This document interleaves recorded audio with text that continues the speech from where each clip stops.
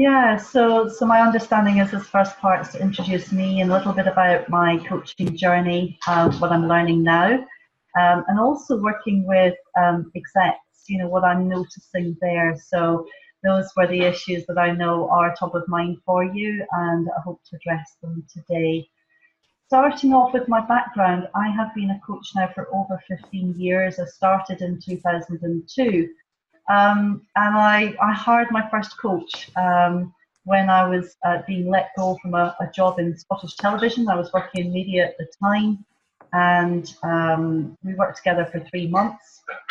And it was him who suggested, why don't you become a coach? I wasn't looking to change my career, but he planted a seed. And when I moved to the BBC in London, an opportunity came up internally to be an internal leadership and management coach for the BBC's leadership programme. So I was very lucky. That's how I cut my teeth. I was working with creatives. I was working with editors and producers of news programmes, features, world service, all sorts of things.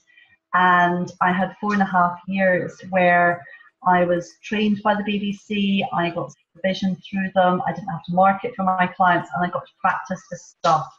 And I did this alongside my day job. I wasn't paid extra for it, but in my spare time, I also trained with Coach U. Now, had I known about CTI, I probably, if I had my time again, I would have trained with them. I'm getting an echo. Is anyone else getting an echo?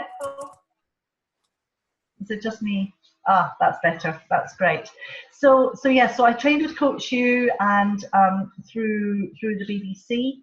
So that's how I started out, and I've now been independent, full time as a coach since about 2006, 2007. When I started out, coaching was very much something to not admit to other people. It was in the same realms as therapy. One needed to educate clients as to what a coach was and did.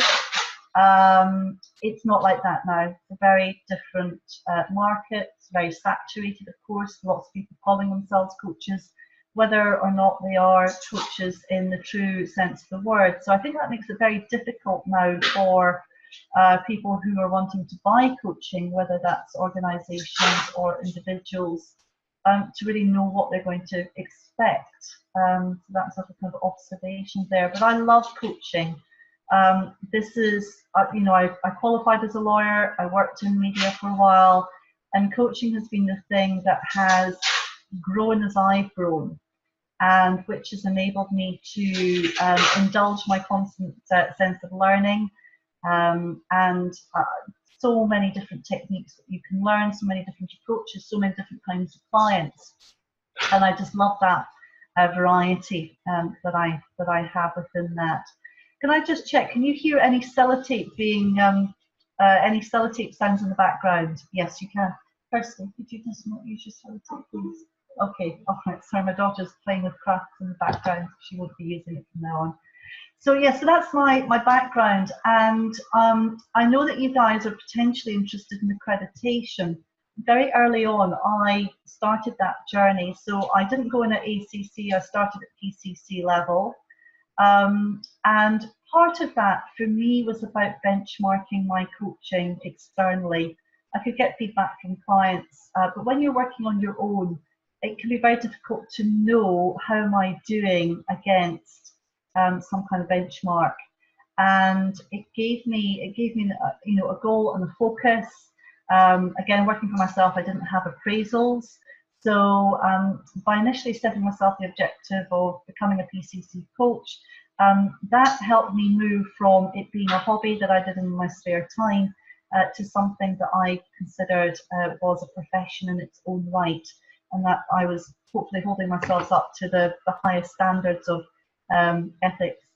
Rusty, you were just you had something you wanted to share? What is PCC and ACC, and what's the difference? Thank you. So I shouldn't make any assumptions about that. So ACC is Associate Credentialed Coach, PCC is Professional Certified Coach, and MCC is Master Certified Coach. They are the 3 levels of accreditation available by the International Coach Federation, which is one of many accreditation bodies, but was the one that I chose to go with because it was most internationally recognised. Do you want to know more details about what you need for the accreditation? No, that's what it means. Yeah. So yeah, so you know, fast forward to, I've now done about, I'm coming up for about 5,000 coaching hours. I've coached over 600 people one-on-one now. And I would never have thought when I first started out I'd be at MCC level. When I applied for it last year, I didn't expect to get it. Is that low self-confidence on my part? You know, you'll be the judge of that. But the standards are very high. And coaching at that level is very like counselling. It's very, very non-directive, and the ICF is very, very picky about anything that can be perceived as a leading question.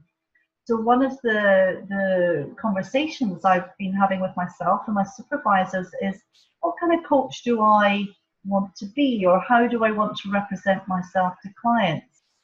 And I have some clients who want to be want a coach who's purely non-directive, and other coaches, other clients who want me to be somewhere else along that directive to non-directive spectrum. Is everyone familiar with what I mean by the non-directive to directive spectrum?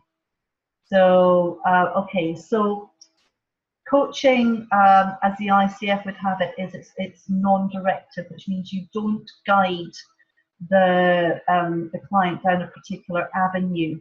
What you're doing is meeting your client in the moment. You're helping open up their experiences, their awareness, and also helping facilitate all the answers coming from them. So it's not just that you don't give advice or guidance, you actually make sure that your questions are very clean and clear.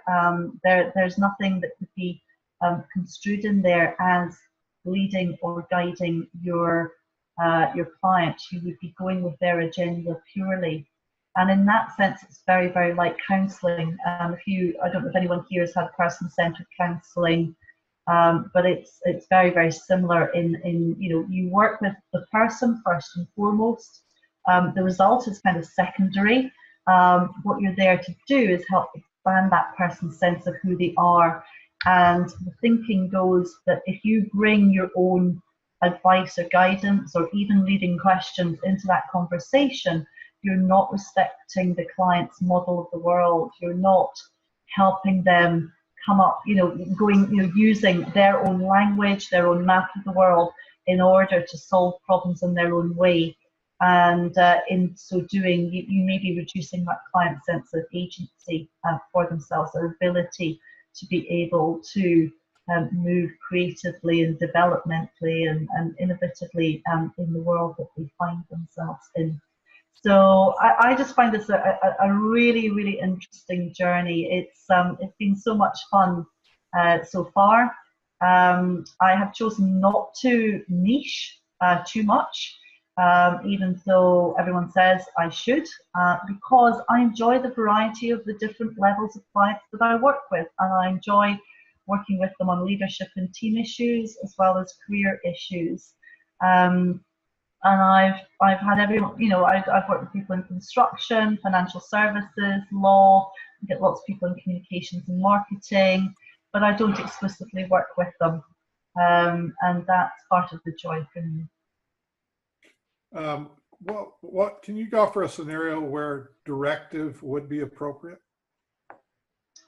Really good question. So here's the deal. If you're working with CEOs, some of them want you to be directive. They want you to shoot from the hip. And if you see something that is a blind spot that they are not seeing, they would expect direct communication around that. And I think if we're following the ICF competencies to the letter, there is a very fine line between the competency called direct communication, where the coach will mirror back something maybe that's going on for them. Do you know about the concept of parallel process? So this is where maybe the client is coming to you because they're being too direct with their team, and you notice that they're, in your conversation, they're blaming others, they're being very judgmental, and maybe you're sensing something in yourself as a coach, and you're thinking, gosh, I'm feeling really quite blamed here as well. I'm kind of feeling very anxious that my performance is going to be perfect, because like there's no room for maneuver with this guy. Like, he just has these really high standards, and I'm getting the sense I'm not sure how I'm matching up with that. The competency of direct communication, there's 13 in the ICF, would say that you could share, in the spirit of giving that data to the client, your experience of them, and then the client can then choose what to do with that piece of information. A more directive approach might be to say, you're being judgmental right now. That would be an opinion. So that's not even, I noticed that when you're talking about James, that you're using language like should and must and standards and expectations. So that would be another way of being more directive, but it's not as directive as you giving your personal opinion. And coaching, training companies are very concerned about anything that might be construed as pure opinion. Yeah, makes sense. And I think this is actually something, hi, I see we've got a fifth person on the call today. Hi there, nice to meet you, I'm Ros. Do you want to introduce yourself today? Do you want to check in and say how you're feeling? Hi, Sasha. Hey, Sasha. Yeah. I'm sorry. I'm late. Had a conversation with my CTC reviewer. That is priceless, of course. I'm Sasha from Canam. I call myself a gel coach, and I have a strong technical background. I was a developer for over 25 years. Had a really good week. I'm so happy. I had my own online group, and we had a really good session last week. We had a record of 16 people calling in. That was, and it was our meeting number 9 only. So that was a good, I could consider this to be a success. And I came out of a really good story writing workshop yesterday with the team. We've been working together for 4.5 hours. I felt like they squeezed me like a lemon. All my energy went to them.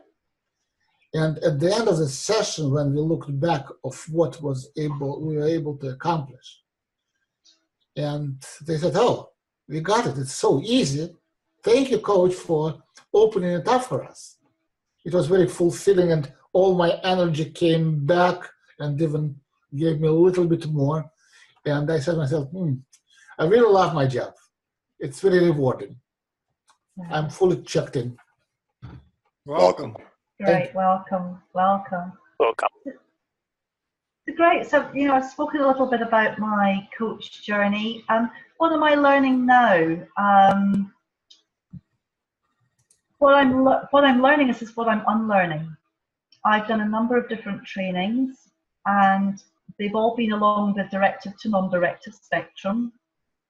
And I now have so many tools in my toolkit that I'm now abandoning some tools that I've got and leaning on others. And I'm trying to work in a much more intuitive way. So instead of thinking about, well, what do I have in my toolkit and using it, I'm trying to unlearn a lot of that so that I can be present for my clients. I think that being seen and heard and acknowledged is one of the most important gifts that we give. I don't know if anyone's read any of Nancy Klein's Time to Think materials, but she talks about how in corporate life, nobody has any time. We certainly don't have time to think. And our value as coaches, agile coaches or other kinds of coaches, is to create space.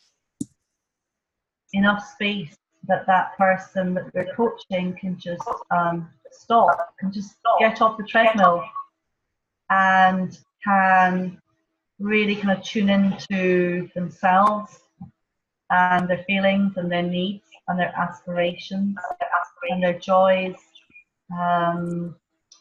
That's the greatest gift that we give. So yeah, we're all very time poor, but coaching does provide that space. And at the same time, it's a myth that coaching needs to be an hour and a half long to be valuable. Powerful work can be done in 10 minutes, not always. And nor is the goal of coaching to get lots of aha moments either.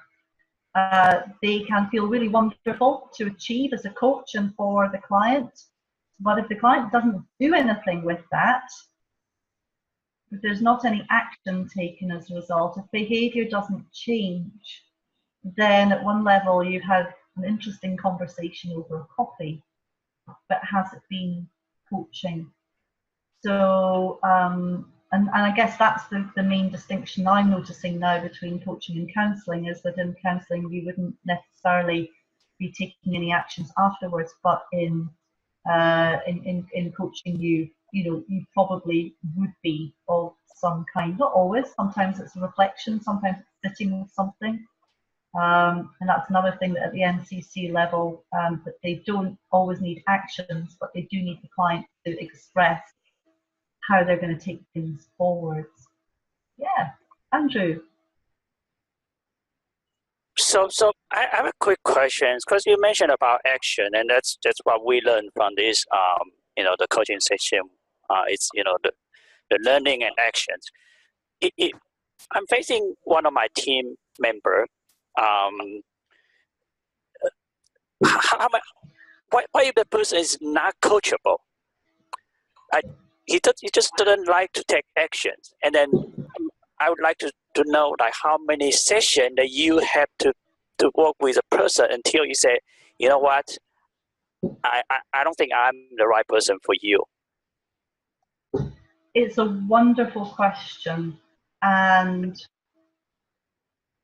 well, yeah, if the distinction for me rests on whether they see themselves as the author and actor in their stories. What do I mean by that? Do they blame other people? Is everybody else to blame? When they show up, they say, well, it's Janet's fault. Or can they see that they are in a dance with Janet, they are working with Janet, that there may be a contribution that's, they co-created this. So can they see that there's a part that they play in what they do? And I think that alone will affect whether or not they're able to take action for it. Because if they think it's all Janet's fault, well, why should they do anything? So that for me is the crux. Do they take personal responsibility for the situation? They may not have been responsible for the whole situation, but can they notice where they might have played a part, and that part is the bit that's coachable. With respect to actions specifically, yeah, of course, if the action has come from you, arguably there's no buy-in, and it may be that you've not coached them to come up with an action that is genuinely their action, and the more you can do that, the better. I find it very useful to ask scaling questions, like on a scale of 1 to 10, how committed are you to completing this action? Where 1 is, it's not going to happen. I know I can do this. I know it's available to me. I've maybe done something like it in the past, but I'm not going to take action. And 10 is, even if this is really uncomfortable, I'll follow through. I'll do it. So asking a scale of 1 to 10, and if it's less than an 8, I'll say, okay, what would the action need to be to make it a 10? So that can also help. But yes, if somebody is coming up with actions and repeatedly not taking it, arguably they're not coachable. And I think there's a world of difference between someone like me who's an external coach, if I'm reading your situation correctly, Andrew, as an external coach, I can choose to go back to whoever's commissioned it and say, this isn't working. I think the kind of coach this person needs is, or I think this is not suitable for coaching. But if you're leading a team, you know, if this is a project management team and you have zero control over the fact they're in your team, you inherited this team, you can't hire and fire, they are the team that you've got to work with, that's a real toughie. So you can try as far as possible to find what's in it for them, so to tap into their motivation. Everybody is motivated by something. It's not always easy to find out what that is, but if you can, through their actions, sort of notice what makes them say yes to things, where they will follow through with something.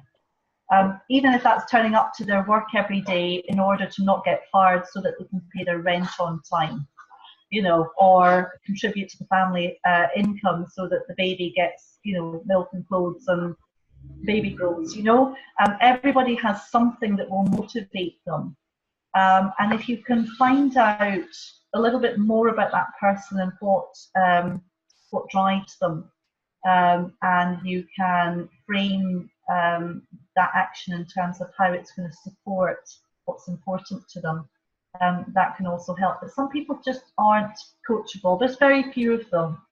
And as a coach, I would always start with myself. What might be my contribution? Did I actually tell them what to do, as opposed to try and help them come up with their own answers?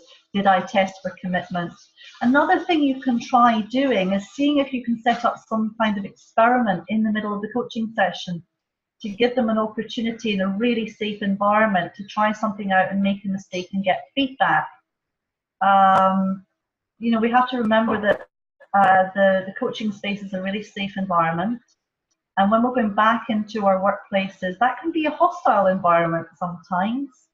And it's very easy for us to go back to default settings. So if we can give people an opportunity to practice something in the session, that may not always be possible, but that might also help the learning to stick.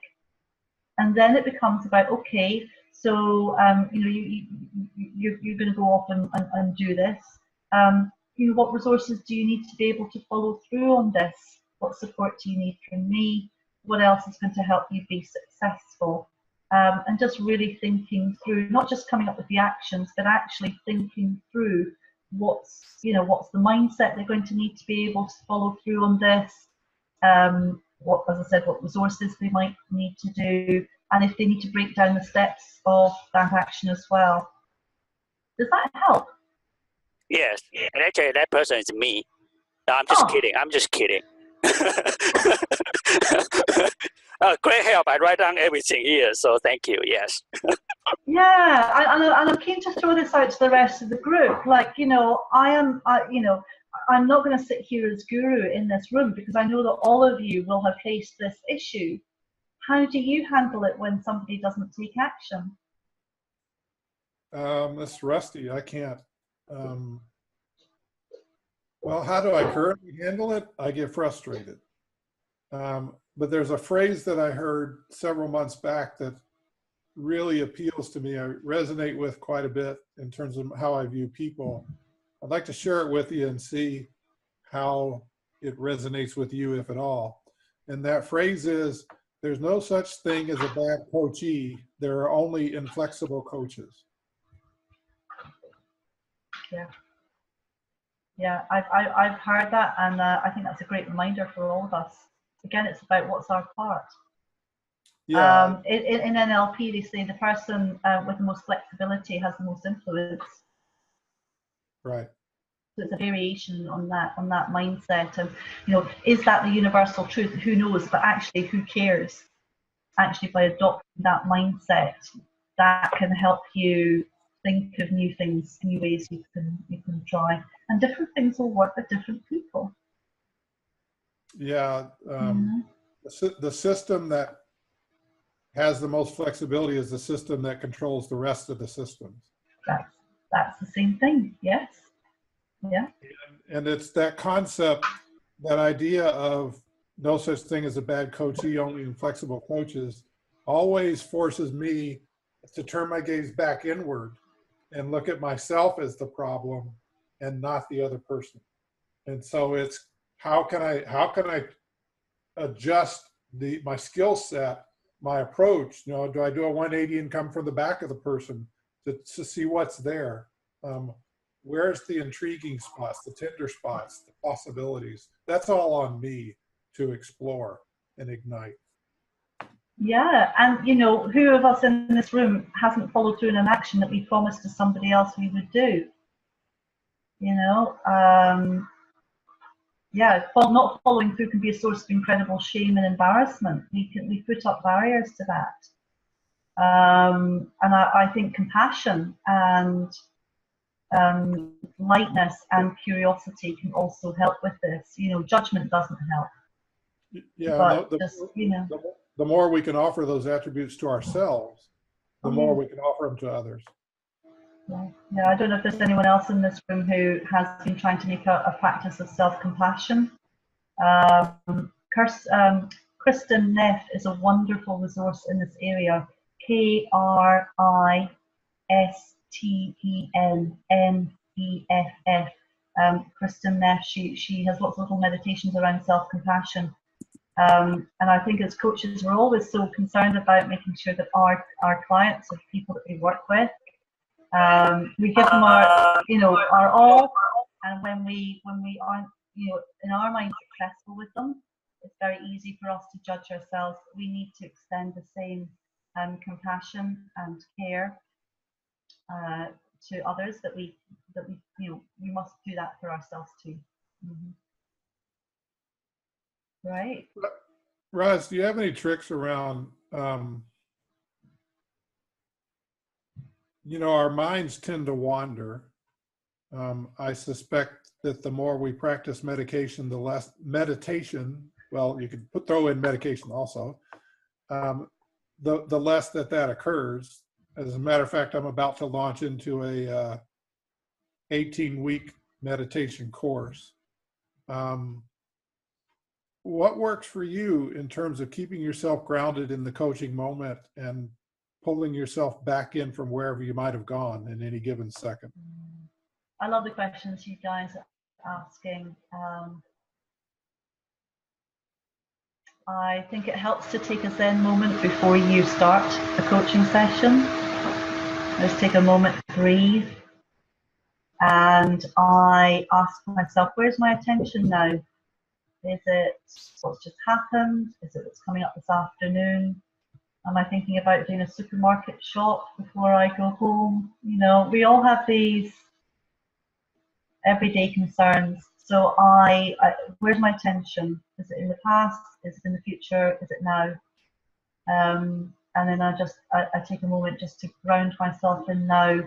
I put my feet physically flat on the floor. Like, my feet are physically flat on the floor right now. I haven't crossed my legs. I'm not wearing heels. I feel the earth. I feel the support of my chair. So that can help as well. It helps me get out of my head and grounded more into my body. And there are moments when I might be distracted in the session itself.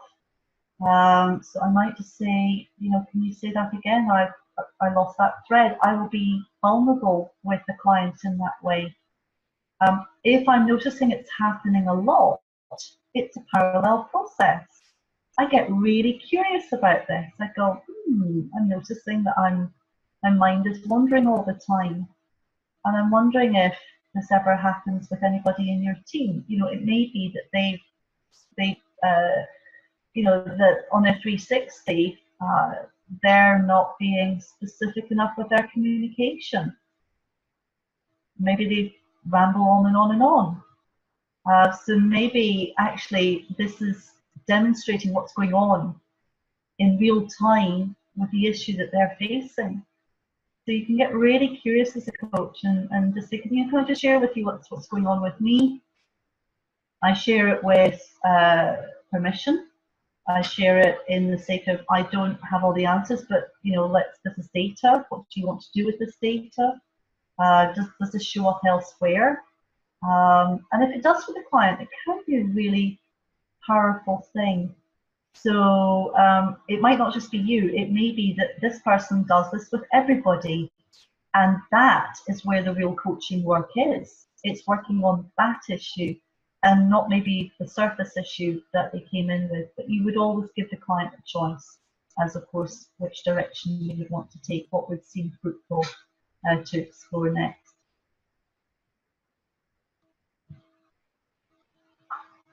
I had a therapist recently share with me an acronym.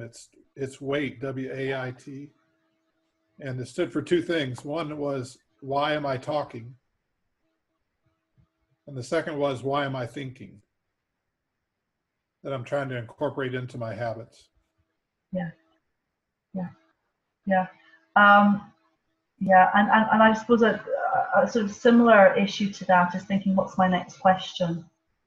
And that performance anxiety and the analytical, like all of you guys are, you're going to be great with the analytics, and it's your great strength, but it's also your kryptonite, potentially, because you can get quite caught up into, okay, I've got to ask a powerful question, what should I ask next? And you stay up in your head. And I'm also very much like that. And so part of being present is about being grounded in my body, actually feeling, I'm not wearing any sleeves today, feeling the air on my skin, just noticing that sensation. It's a little micro meditation, but it helps me to get out of my head, or feel, as I said, feeling the chair support my weight underneath me. Again, helps me to get out of my head, just opening my heart connection to that person helps me reconnect with them emotionally. Softening my gaze and noticing what's going on in the wider emotional field. Any of these things will just move me out of my head back into the here and now. What's going on for me? What's going on with the client? Oh, isn't this interesting? And staying in that place of curiosity instead of perfection, performance, being right, being clever, being good, all of that stuff that just is has been ingrained in us for decades and is really hard to unlearn. It just is. This is why coaching is hard. Yeah, That's why it's a noble profession in my book. So yeah. Yeah.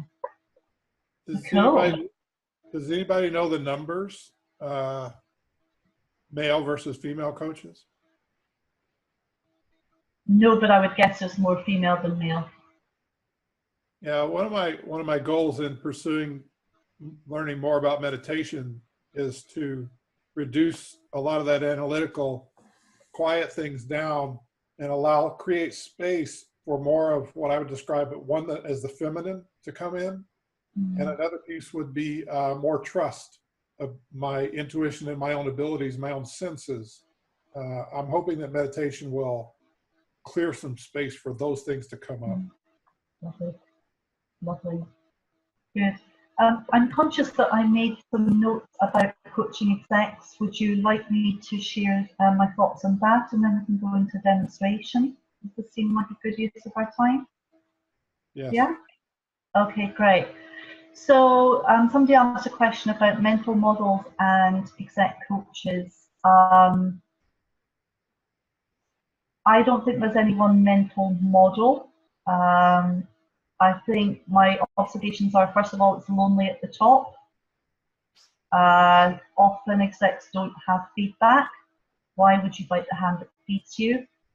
So they can develop little habits that grow over time because nobody manages them up about that. So employees will expect downward feedback, but it won't always go up the way unless they're particularly open to personal development.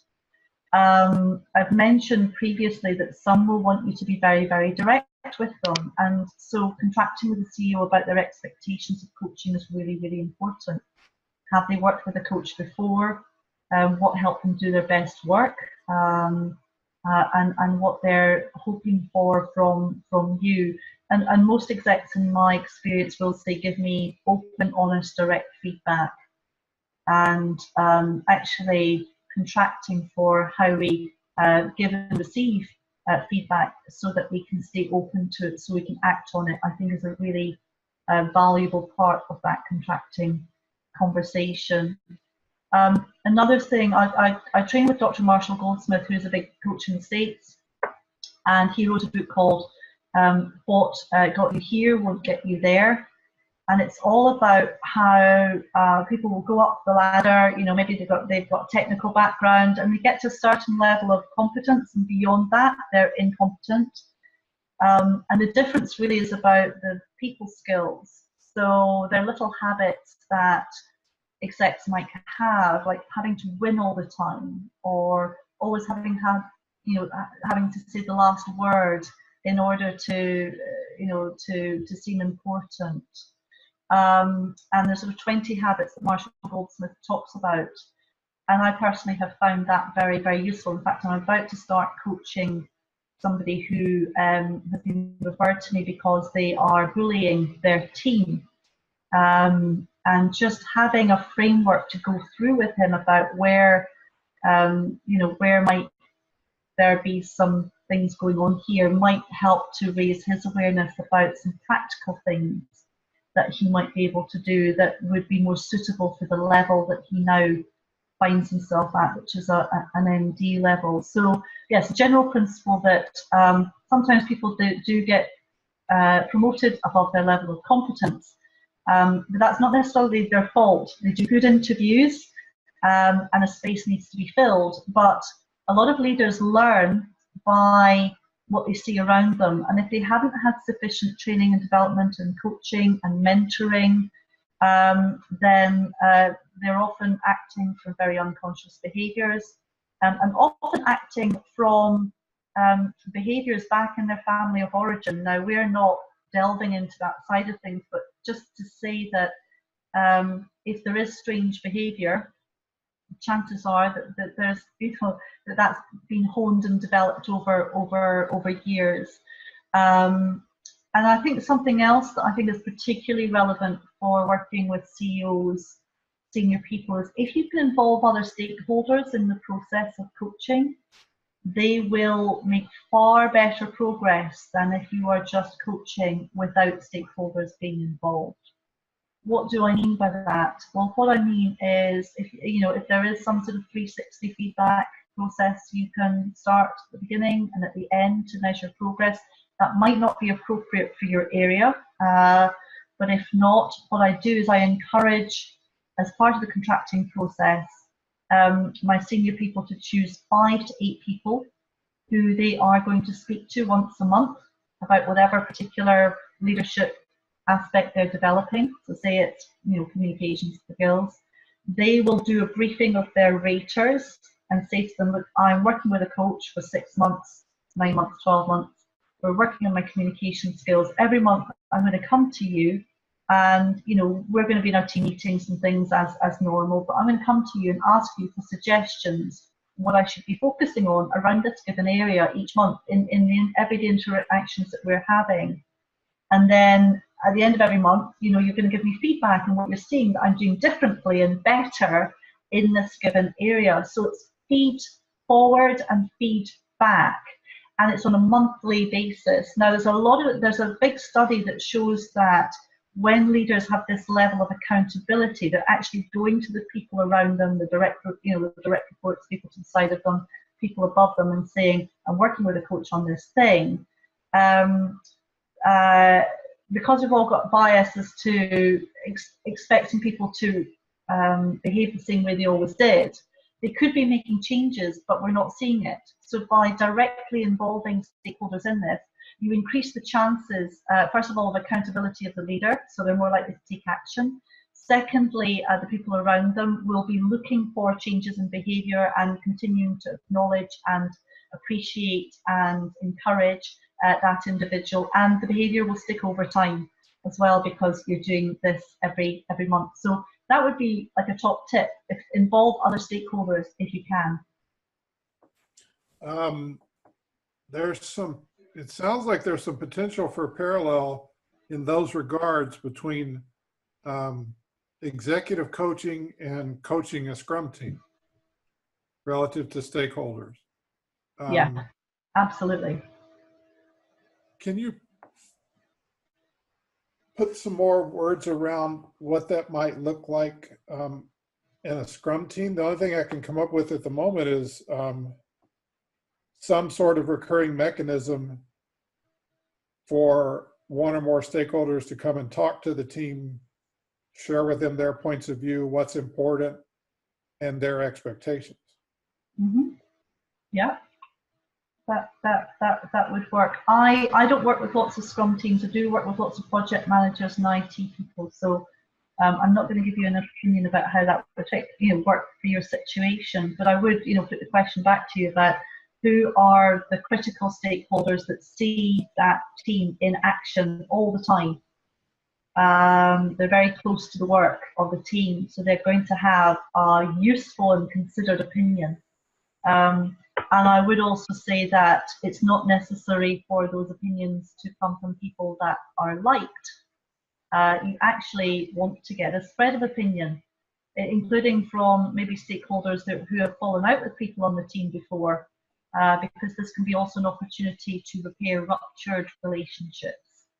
So there's something about, by the way, this requires 3 things: courage, humility, and third one, discipline. Yeah, courage, humility, discipline. So the courage to actually say, I am undergoing this period of coaching to other people. That's being vulnerable. That's a very vulnerable thing to say. And say, I want to enlist your help with my development, and this is how I want you to support me once a month.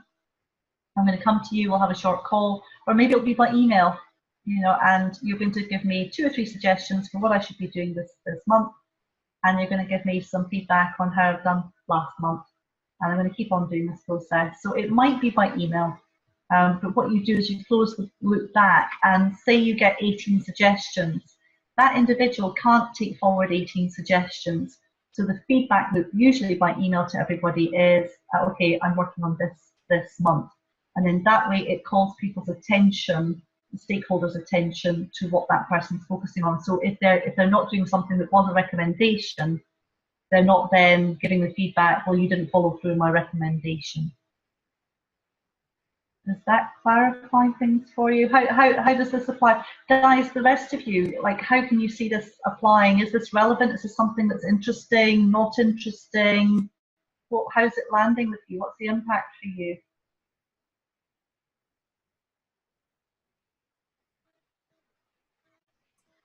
Sasha? Okay. Cool. So, shall we go into demo now? Change of pace.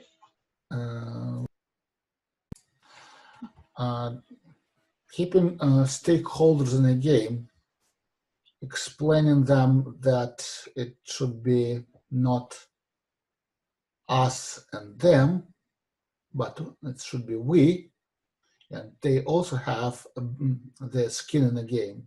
It's always a challenge, especially I'm currently working with a big bank where we have very special type of stakeholders like security and compliance. They feel like they're gods, and everybody has to bring their products to their feet. And they would probably come out from their pedestal to give their thumb up or thumb down. And now all of a sudden we say, no, you are not on pedestal anymore. You are a part of the game. These are we don't want to have special meetings for you. You just come and join the team at certain dedicated time, and it actually was an interesting exercise to explain it to them and make them change their mind. So what you just said really resonated with me. So thank you. But you really. Yeah, I can send an article to you on this. Happy to send this after the call, and you can share it, and it's interesting, experiment with it.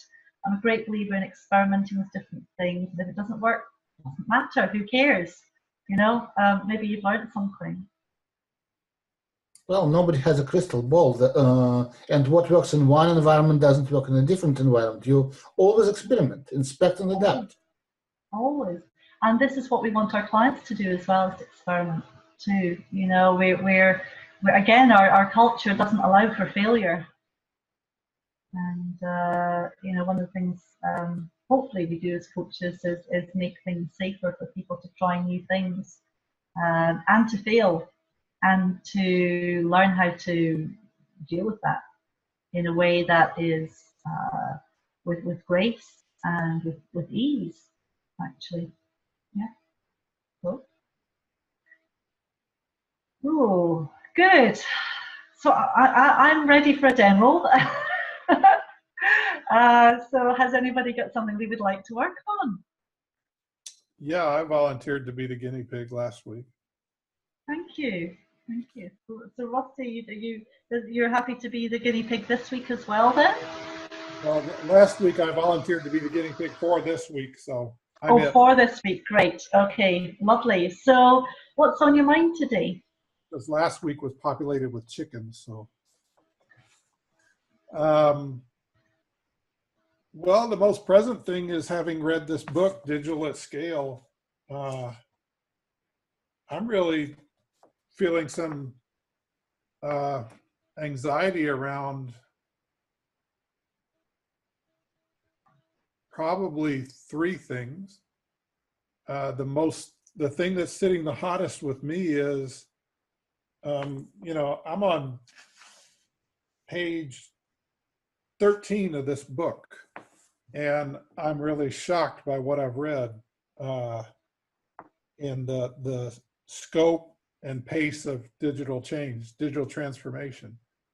And, you know, that I read a bunch of statistics that, you know, starting with Moore's law, he said the capacity of CPUs, of circuits, is doubling every year. Mm-hmm. I took it from that was the low end, to the high, most shocking thing was in 19 days, Pokemon went from 0 players to 50 million players. Mm-hmm. I mean, that just blows me away.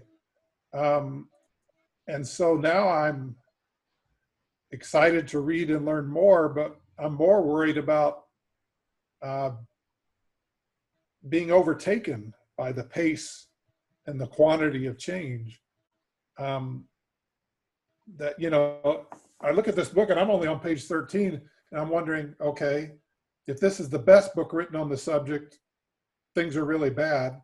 If this is the worst book written on the subject, things are incredibly bad. So I'm personally worried about being overtaken by this transformation that's going on in the digital world. And externally, I'm worried that enough people aren't getting the message of how important this is, how pervasive this is, and how fast it's occurring. And I really am feeling an urge to be a part of it, and to be a part of the warning system, or a part of the system that helps people adapt. I'm currently unemployed. I'm transitioning into my third career from IT management to being a Scrum Master. I've yet to get my first job in this third career field. Very excited about it, but now I don't know, it's pretty scary to think about what's coming and how I can help, if I can be of a help, on what scale I can be of a help. I'm in a kind of a moment of somewhere between overwhelm and why even try? It's that big. Wow. Okay. So you're just saying about the speed of change and the anxiety and the worry that it's bringing up in you. And yet there's a bigger desire there, a desire to be part of the early warning system, and a desire to play your part in this bigger context. Yeah, and building adaptation and growth skills in myself and in others and in teams. Mm-hmm. I think the more humanity, for lack of a better word, the more humanity we bring into the workplace, not only the better off we are, but the more efficient we are, the faster we are, the simpler we are.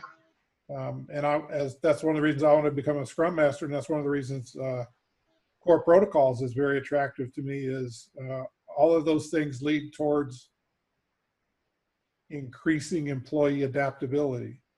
Yeah. And the current version of my latest mission statement is I changed the way employees experience work by creating teams that everyone is excited about. I love that. That's kind I of. love that. We've got 10 minutes today. I have a question. Sorry, interrupting. someone have a question? Mm-hmm. So my question is, in general, during the coaching session, what is the expectation? What is like proportion between a coach talking and the coachee talking? Can we hold off questions until the end, because I don't want to stop Rusty's train of thought. Great question. Let's cut. Are you okay to contain it until the end? We've got our Q&A afterwards. Sorry, I didn't set that up. Let's do a demo for 10 minutes and then we'll have Q&A at the end. Is that okay with you, Michael? Yeah? Okay. All right. So we have 10 minutes today. What do you want to explore with respect to what you've just shared?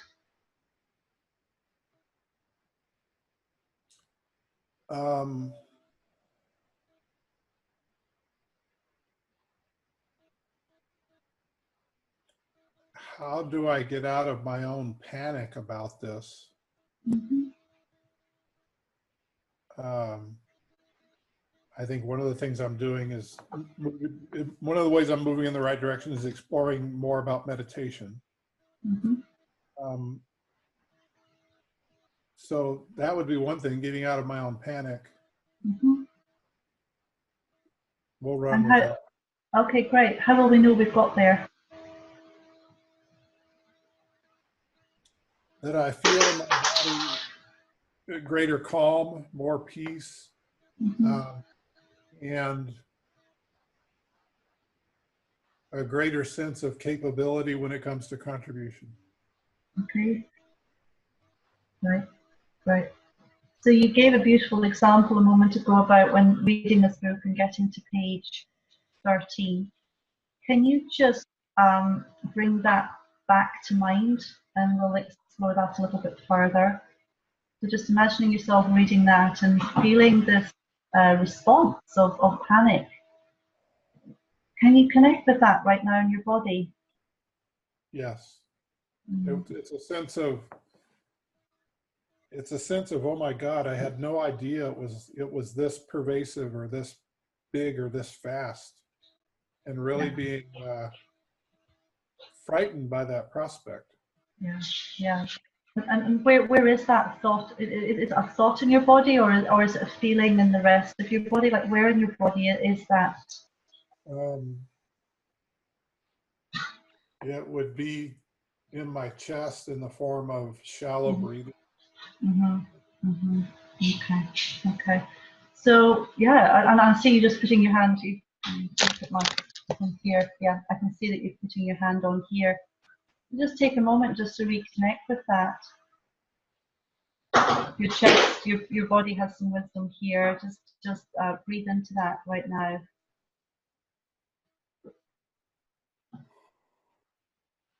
Okay.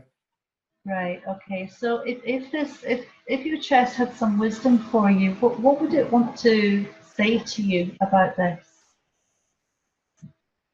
Something about expansion, that I need to expand more, become more open.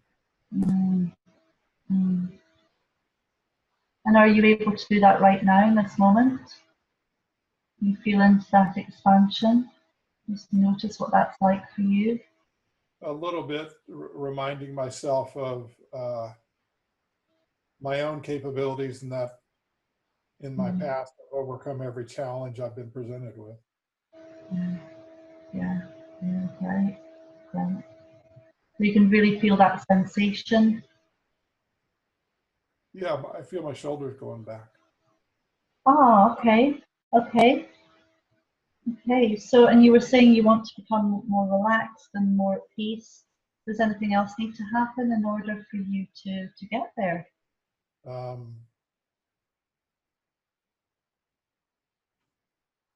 Kind of be aware of my own capabilities, of my own adaptability, of my own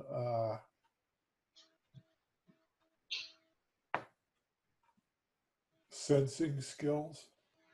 Okay. Okay. Great. Great. There's a change. I know there's a change afoot when I'm yawning. Mm-hmm. Mm-hmm. So you'll see that a lot. You may see me yawn quite a bit. Okay. Okay. So what's it like to yawn? Just giving yourself permission to yawn. Is it okay for you to yawn?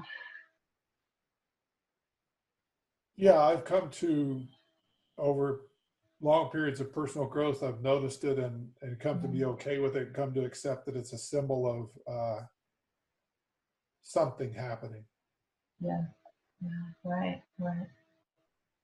So I'm really sensing you have this really clear aspiration, this outcome about bringing humanity in the workplace, and I'm sensing you have this new practice, potentially connecting to your chest, shoulders going back, breathing into that, this kind of almost mindfulness practice. What mindset might you need to take into this situation to be successful? What would you need to believe about yourself, or change, or teams and workplaces?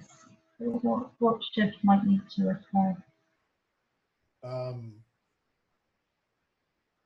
It would be to be reminded of how capable I am, how adaptable and accommodating I can be. Right, right. Okay, cool.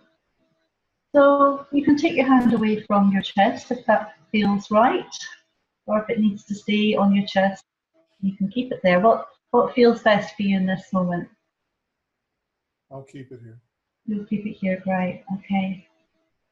So we're Saturday today, but you'll be back at work on Monday, or you're not in a new job yet, but you're transitioning towards that. You are keeping that sense of capability in mind. What might you do with that, say, on Monday to further that aspiration? Start taking advantage of the network that I do have and adding to that. I have a fairly decent network in the Bay Area. And what I probably need to do is start building that network locally. Okay. Okay, great. What would be your first step to do that? Go to LinkedIn and find all the Scrum Masters in the Sacramento area. And also Agile coaches. Okay. And then what would you like to do with that list?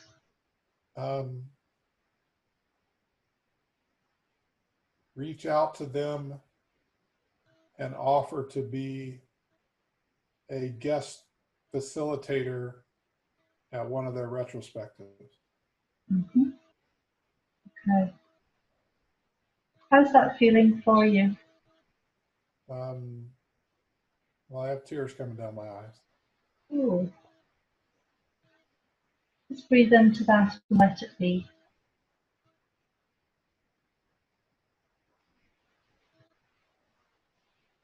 If your tears could talk, what are they saying to you?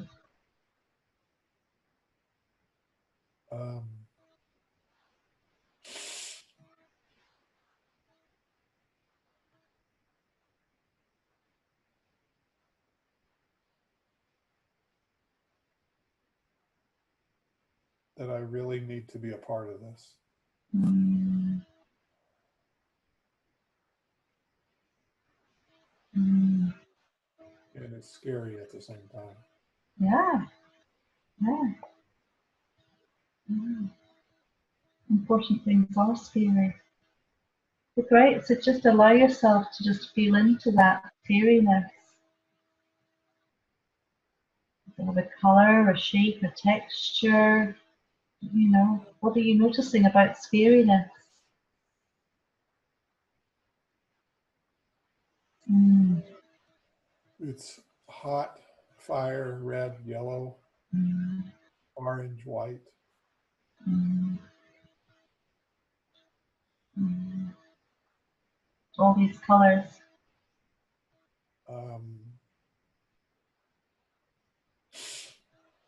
Which results in something new on the other side. Mm. Something more, even more powerful. Yeah. Mm.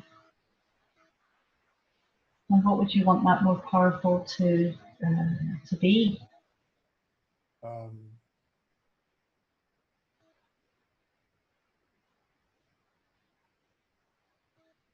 To be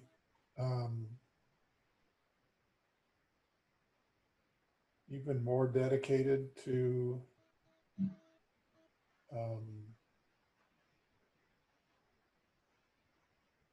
helping people adapt to change and have a greater sense of urgency about it.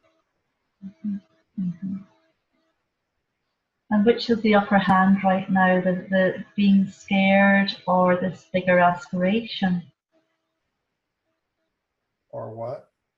Or this bigger aspiration, just what you were saying a moment ago, make this difference in the world, which is bigger right now, which is more overwhelming, the scariness or the desire? It's the desire. Mm. Mm.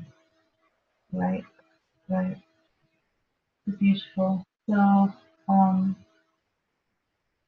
our time has come to an end. Thank you so much for this. Is there anything else you want to share or to note as a result of our session?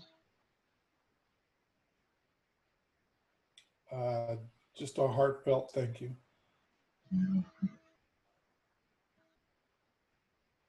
Thank you. Thank you, Rusty, for letting me coach you today. Thank you. So,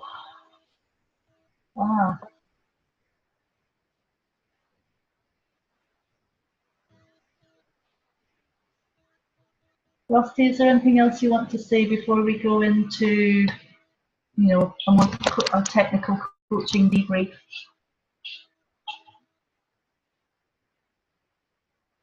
No, thank you.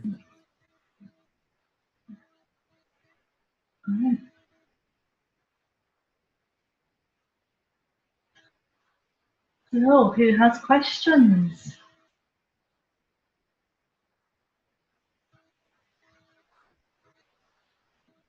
It's probably not a question, something that really resonated with me, something that I'm taking out of this.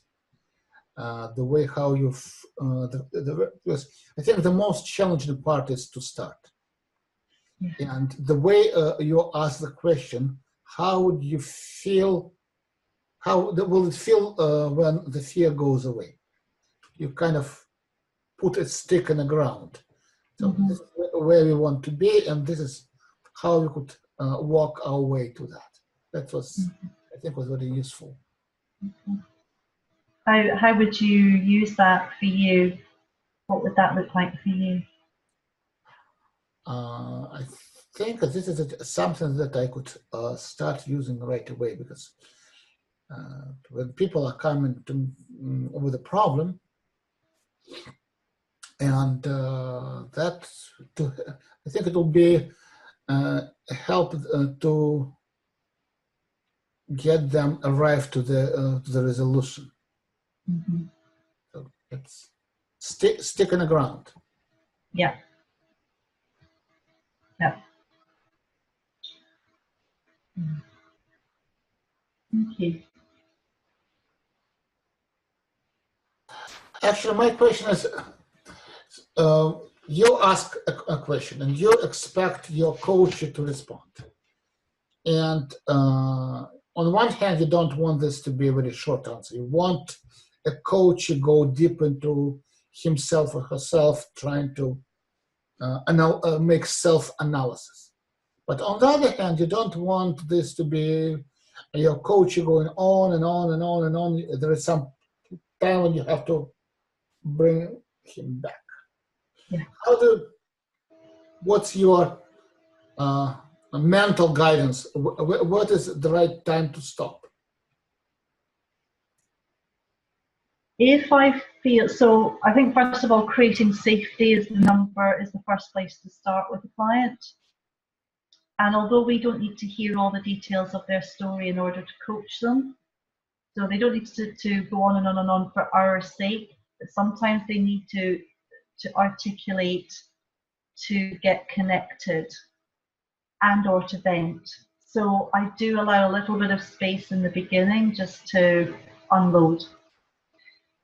And then there'll come a point where either I feel it's becoming repetitive or there's something that I think we can work with.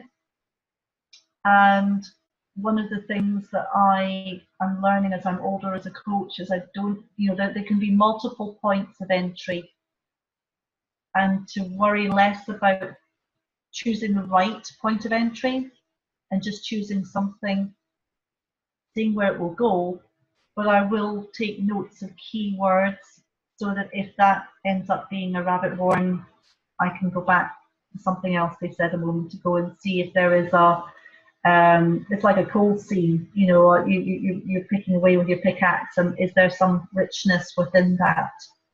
So it's not a set number of minutes or seconds into the coaching conversation. It's more like, I'm sensing I have enough now to begin working somewhere, and then make my moment. What I didn't do here, because we just had 10 minutes, but if I was doing a longer contracting session, I would say to a client, you know your story, I won't need to know all of it. You don't need to share all of it for my information. What matters is you know it. And there might be times when I interrupt, and I'm not being rude. It's that I want to move this away from you being analytical and up in your head into maybe exploring something that might be deeper or a new insight for you. So I contract for interrupting as well. What would be maybe, it's always not what you say, but how you say that. Mm-hmm. Can you just give a couple of sentences that you would use to correctly interrupt and bring your coach back to the coaching session and back from inside? Yeah, I can't tell you consciously what I just did in that demo, because other people can probably notice what that was. Because when I'm coaching, I'm very intuitive, and I just I'm not memorizing everything that I'm saying. I think it's more about the body language. If I open my mouth and I lean forwards, I'm about to say something, so they know the interruption is coming before I say it. Yeah, I think it's the body language that's more important than what I actually say. I know it's probably not a part very common in your situation, but in our line of business, it's very often when we have people on the phone. And you don't, it's just a phone, you don't, not even Zoom or WebEx where you could see the face, and you cannot take advantage of body language. I know it's really, it makes it extremely difficult. Absolutely, and you would just use your voice there. So when I first started in 2002, Coach, you did everything by phone conference call. There was no Skype, there was no Zoom. And so, yeah, we learned, we learned to just listen to not just the words that our client would say, but also we'd listen for changes in their voice to indicate that there might be a place to explore further, or somehow a disconnect between what they were saying and the energy behind what they're saying. Again, that might be another point of interruption. So you don't always have to see somebody to be able to interrupt them, and they don't necessarily have to see you. And if you can contract for interruption, then they're expecting interruption at some point. So, it's about having the courage of your convictions, I think. It's about, presence for a coach is probably the most important quality that you can have. And that's not about being passive. That's actually about standing in who you are as a person and trusting that when you do come in, that it's entirely appropriate that you do that, and it's always coming from that heart of what's in service of the person you're coaching. Yeah, I suppose it's as much about attitude as what you say or body language now that I think of it. Yeah. Andrew, do you have any questions? No, I don't have a question. I just want to say thanks for the demo, which I'm still trying to going back and kind of processing all what I just learned there.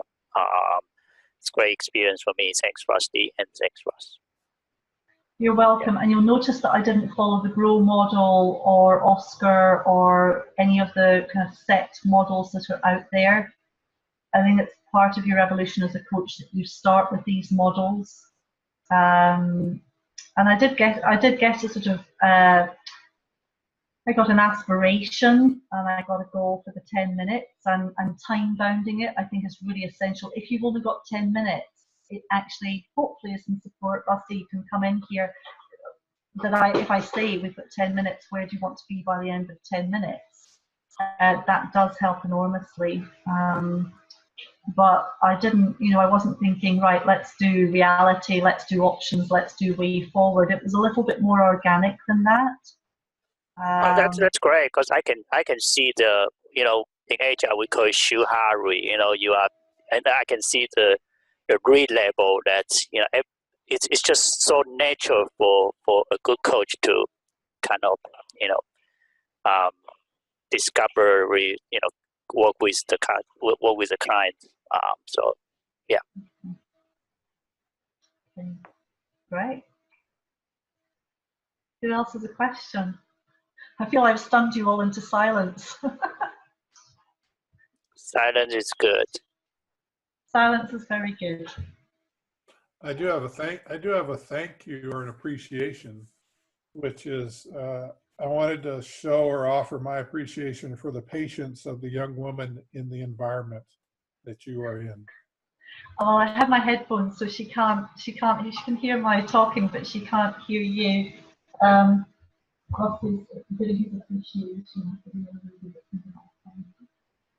Yeah, it's her bedtime now, and so I'm going to be putting her to bed very soon. She adds to the intelligence in the room. You add to the intelligence in the room, Kirsty. At this moment in time, she's on the sofa with her feet up in the air. She loves to cartwheel and do gymnastics. Okay. Thank you, Ron. Good, good. Any other questions?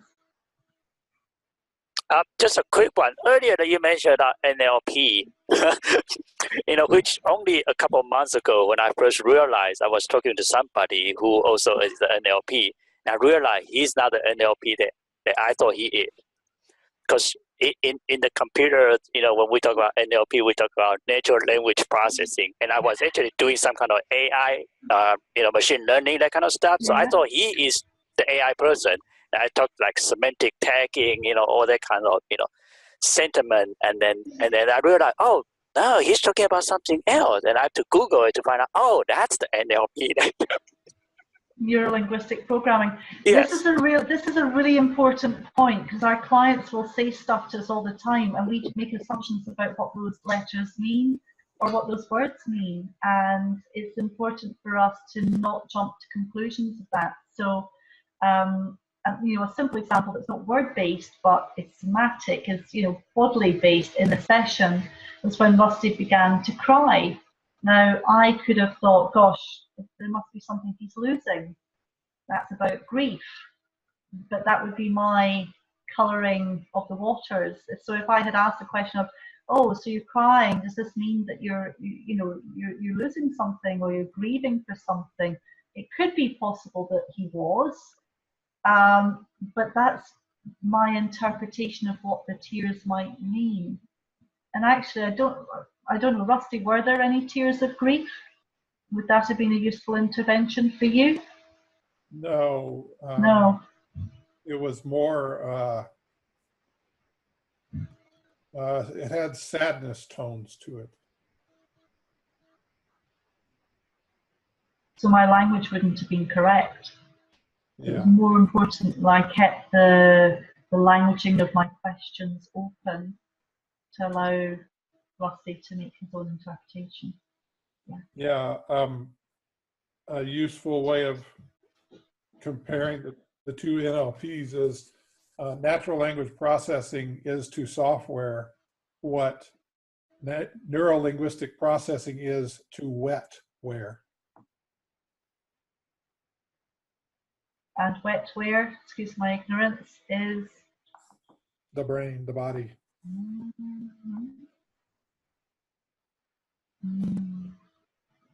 Yes. Come on, that's a coinable royalty phrase. Great, great.